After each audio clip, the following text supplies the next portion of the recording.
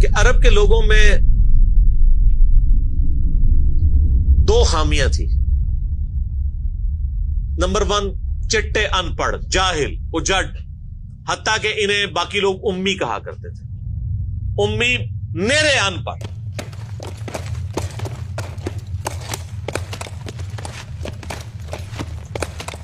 دوسری خامی تھی کہ یہ لوگ آپس میں لڑتے رہتے تھے، خاندانوں کے خاندان ختم ہو جاتے تھے. پانی پینے پلانے کے اوپر جھگڑا ہوا ہے تو 10 سال لڑائی ہو رہی ہے. یہ دو خامیاں تھیں. نمبر 1 چٹے ان پڑھ، نمبر 2 لڑاکو لیکن آپس میں. لیکن دو خوبیاں بھی تھیں. ایک خوبی یہ تھی کہ یہ ٹف ماحول کے عادی تھے، ریگستان کے رہنے والے، گرمیوں میں یعنی اتنے مشکل سفر کرنے والے، اونٹ کے اوپر مہینوں کے سفر، تھوڑا سا ساز و سامان کے ساتھ. اور دوسری خوبی یہ تھی کہ یہ جب کسی کو زبان دے دیتے تھے نا، پھر گردن ہی کٹتی تھی، پیچھے نہیں ہٹتے تھے، چاہے کسی دشمن کو بھی زبان دی ہے. اللہ نے ان کی یہ دو خوبیاں یوٹیلائز کر لی کہ زبان دی اللہ کے نبی علیہ السلام کو انہوں نے، جس نے دی پھر گردن ہی کٹی ہے. اور دوسری خوبی کہ وہ ٹف ماحول کے عادی تھے لیکن لڑتے آپس میں تھے. اللہ تعالیٰ نے ان کی خامی کیسے پوری کی کہ ان کو ایک لیڈر ایسا دے دیا جس نے سارے قبائل کو ایک جھنڈے کے نیچے جمع کر دیا، اور جہالت کے لیے دور کرنے کے لیے ان کو ان کی زبان میں کتاب دے دی. اب جس نے سورہ بقرہ، سورہ نساء، سورہ مائدہ حفظ کی ہوئی ہے، اس کے سامنے کوئی کرسچن کا پادری، کیا یہودیوں کا پادری وہ بیٹھ سکتا تھا؟ جتنے ان کے دلائل تھے انہوں نے وہ زبانی یاد کیے ہوئے تھے. تو وہ لوگ جو اپنے آپ کو سمجھتے تھے کہ ہم بڑے علامہ ہیں اور یہ امی ہیں، ان امیوں نے ان کو علم میں بھی الٹ کے رکھ دیا صرف ایک قرآن کی وجہ سے. اور اللہ نے لیڈر دیا، سارے عرب قبائل جمع ہوئے. وہ عربی جو آپس میں لڑتے تھے انہوں نے کبھی یہ سوچا بھی نہیں تھا کہ اگر ہم ایک جھنڈے کے نیچے جمع ہو جائیں تو ہم دنیا کی سپر پاورز کو الٹ سکتے ہیں، رومن اور پرشین امپائر کو. اور دیکھیں سر پھر کیسے الٹا ہے انہوں نے.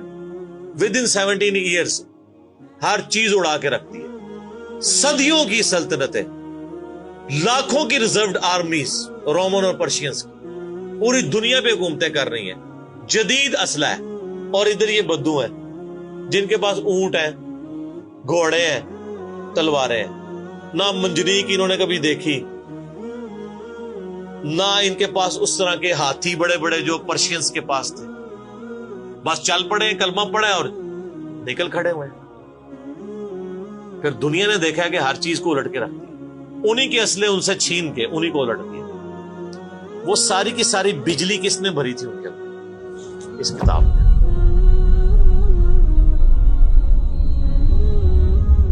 یہ کتاب تھی. کتاب پڑھتے تھے، ایمان تازہ کرتے تھے. جہاد کا کیوں ذکر ہے اتنا قرآن کے اندر؟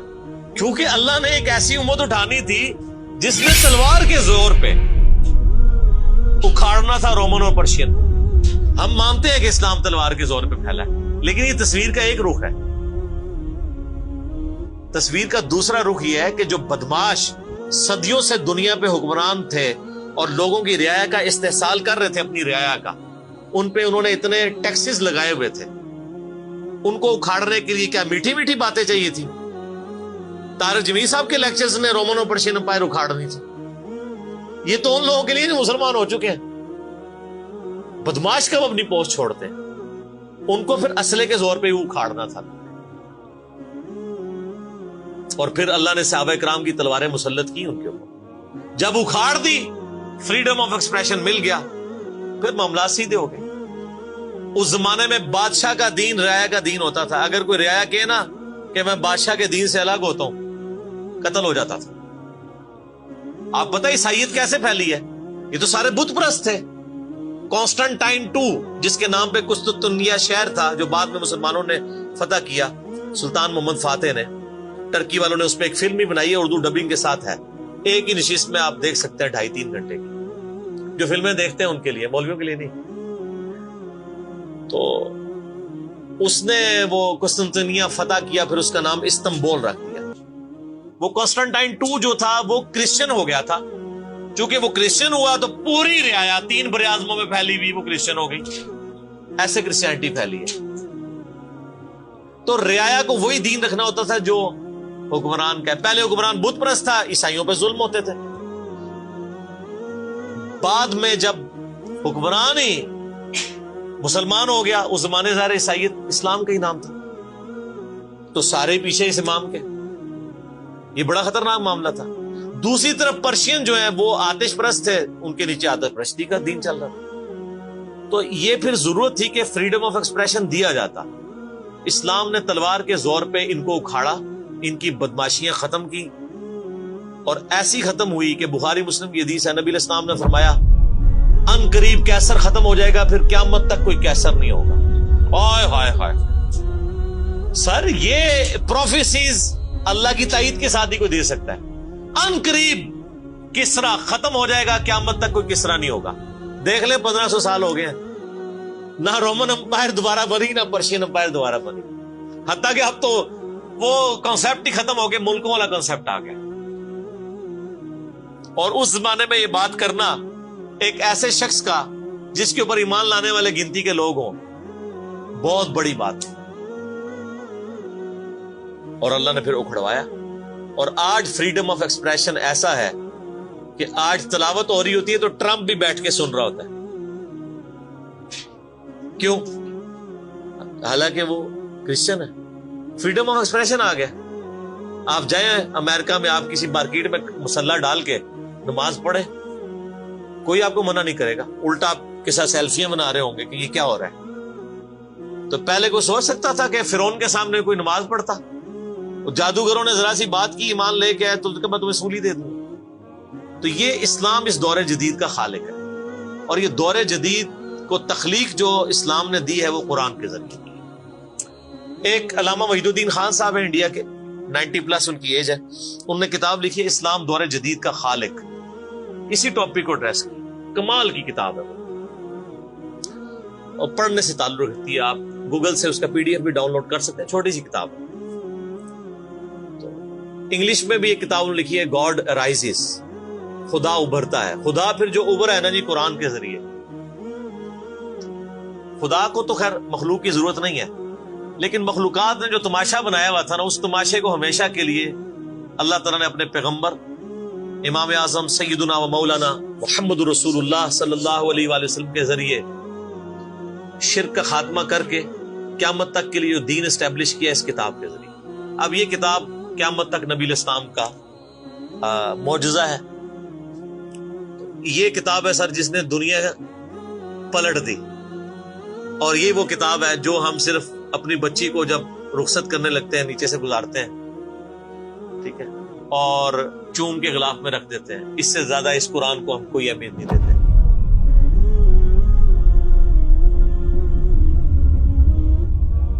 حالانکہ یہ قرآن اس لیے نازل ہی نہیں ہوا ہوا، یہ تو ہماری کتاب زندگی ہے، لیکن ماشاءاللہ ایسی سازش اسلام کے خلاف کی ہے، کافروں نے نہیں، مسلمانوں نے پوری نیک نیتی کے ساتھ جنازہ نکالا دین کا، اور ایک سلوگن دے دیا قرآن نہیں ڈھٹ پڑھنا گمراہ ہو جاؤ گے، قرآن میں بڑی بڑی مشکل چیزیں ہیں، اس کو ہاتھ نہیں لگانا۔ یہ یہودی بات کرتے تو ہم کہتے ہیں یہ اللہ کے دشمن ہے، مسلمان کہہ رہے ہیں ہم کہہ رہے ہیں بالکل صحیح کہہ رہے ہیں۔ وہ میرا کلپ آیا نا پچھلے، لیکن اور ایک مولوی نے کہا ہے، تو وہ اسلام 360 کے اوپر جو اس نے حملہ کیا ہے، تو میرا کلپ بھی اس پر ریکارڈ ہوا ہے۔ تو پہلے تو لوگ کہتے تھے یہ ہمیں باتیں کرتا ہے، اب تو ویڈیو میں لوگ ریکارڈ کرا رہے ہیں کہ جی قرآن ڈائریکٹ نہیں پڑھنا، آپ گمراہ ہو جائیں۔ اچھا، آج تک آپ نے کبھی نہیں سنا یہ کہ فلاں مولوی کی کتاب ڈائریکٹ نہیں پڑھنی، آپ گمراہ ہو جائیں گے؟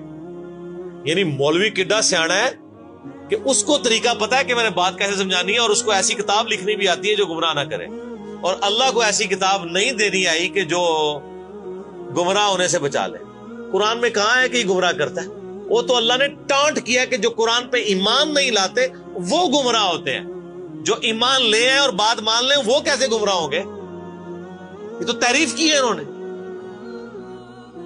اس کتاب نے جناب دنیا کی کایا کلب کی ہے، اور اس کا ٹیسٹ آپ تبھی فیل کر سکتے ہیں جب آپ عربی جانتے ہو تھوڑی بہت، یا پھر اگر آپ نے اردو میں ٹیسٹ لینا ہے تو آپ مولانا مودودی رحمہ اللہ کا ترجمہ پڑھیں، وہ اسی سوز و گداز کو ٹرانسلیٹ کرتا ہے اردو کے اندر۔ میں نے ابھی تک کسی اور بندے کے ترجمے کو نہیں دیکھا کہ جو ترجمے تو بڑے لوگوں نے کیا، احمد بریلوی صاحب نے، شریف تھانوی صاحب نے، ان دونوں کے ترجمے تو ویسے ہی وقت کے ساتھ ختم ہو گئے اس لحاظ سے کہ اس میں تو کئی الفاظ جو ہیں وہ پرانی اردو کے ہیں، ہمارے نئے بچوں کو تو سمجھ نہیں آتی یہ لکھا کیا ہوا ہے۔ ہم نے کئی سنگتیں ہلاک کر دی۔ سنگتیں پتہ کسے کہتے ہیں؟ نہیں پتا۔ کئی امتیں، انہوں نے امت کا ترجمہ سنگت کیا، اس زمانے میں وہ چلتا تھا، ٹھیک ہے۔ آج کل اگر آپ اعلیٰ حضرت کا یہ ترجمہ رکھیں تو لوگوں کو نہیں سمجھ آئے، لیکن مودودی صاحب نے چونکہ لیٹسٹ اردو میں ترجمہ کیا اور پھر وہ سوز و گداز ٹرانسفر کیا۔ میرا چیلنج، آپ کوئی قرآن کی صورت نکالیں اپنی مرضی کی، باقی ساروں کے ترجمے رکھیں، پھر مودودی صاحب کا بھی پڑھیں، تو آپ کو لگے گا کہ آپ کا دل تیزی سے دھڑکنا شروع ہو گیا ہے۔ الفاظ کے چناؤ، پھر اس میں جو ردم ہے، اور وہ انہوں نے تفہیم القرآن کے مقدمے میں لکھا ہے کہ میں نے دیکھا ہے کہ ہمارا نوجوان قرآن ترجمے سے لے کے بیٹھتا بھی ہے نا تو بور ہو جاتا ہے، تو ان کا میں نے سمجھا کہ کیوں ہوتا ہے بور، کیونکہ وہ تو پڑھ رہے تھے اردو میں، اللہ نے تو قرآن نازل کیا عربی میں، عربی اس نے سیکھنی کوئی نہیں ہے، اور اردو نے جو ترجمہ کیا ہوا ہے وہ انہوں نے ترجمہ کیا ہوا ہے ایز اے اسٹوری بک۔ یہ تو کتاب زندگی ہے، یہ تو زندہ کتاب ہے، بلکہ مسلمانوں کی زندگی کا سبب ہے۔ صحیح مسلم میں حدیث ہے، اللہ اس کتاب کی وجہ سے قوموں کو عروج دے گا اور اس کتاب کی وجہ سے لوگوں کو، امتوں کو زوال دے گا، جس کو ڈاکٹر اقبال نے پھر شعر میں کہا، وہ زمانے میں معزز تھے مسلمان ہو کر اور تم خار ہوئے تارک قرآن ہو کر۔ وہ زمانے میں معزز کون؟ صحابہ اہل بیت، تابعین تبع تابعین، اور تم خار ہوئے کون؟ اسی، اور صرف اسی نہیں، ساڑھے بزرگ بھی۔ یہ نہ سمجھیے گا، ظاہر آپ تو ہم کہہ سکتے ہیں نا، ڈاکٹر اقبال کے زمانے میں انڈیا پاکستان بنگلہ دیش کے جتنے بابے ہیں زندہ تھے، آج تو کہہ سکتے ہیں مر گئے ہیں۔ ڈاکٹر اقبال جب یہ شعر کہہ رہا تھا تم خار ہوئے تارک قرآن ہو کر، تو وہ خار احمد بریلوی صاحب، اشرف تھانوی صاحب، یہ سارے لوگ زندہ تھے اس وقت، انہی کو ہی کہہ رہے تھے نا۔ حتیٰ کہ قرآن کے ترجمے کو بھی گناہ سمجھا گیا، یہ تو بہت بعد میں ترجمہ ہوا ہے، پہلا ترجمہ شاہ ولی اللہ دہلوی نے کیا۔ پہلے تو لوگ کہتے ہیں قرآن کا ترجمہ کرنے کی ضرورت نہیں ہے، اور یہاں لوگ کہتے ہیں بزرگوں کی بڑی خدمات ہے۔ ہم پوچھتے ہیں 1000 سال سے بزرگ یہاں بیٹھے ہوئے ہیں، کسی ایک بزرگ کا قرآن کا بخاری کا ترجمہ مجھے دکھا دیں کہ جی یہ سلطان بہو نے دیکھے جی قرآن کا ترجمہ کیا، یہ جی داتا صاحب نے بخاری شریف کا ترجمہ کیا۔ کیا انڈیا پاکستان بنگلہ دیش کے لوگوں کی زبان عربی تھی؟ فارسی تھی نا، تو کسی بزرگ کو توفیق نہیں ہوئی ہے کہ قرآن کا فارسی میں ترجمہ کر دے۔ اتنا بڑا چھکا میں نے مارا ہے کہ قیامت تک یہ روئیں گے۔ آندہ کو کہنا بزرگوں کی خدمات ہے۔ ہمارے پرائم منسٹر صاحب بھی کہتے ہیں نا جی وہ فرید الدین گنج شکر کی بڑی تعلیم۔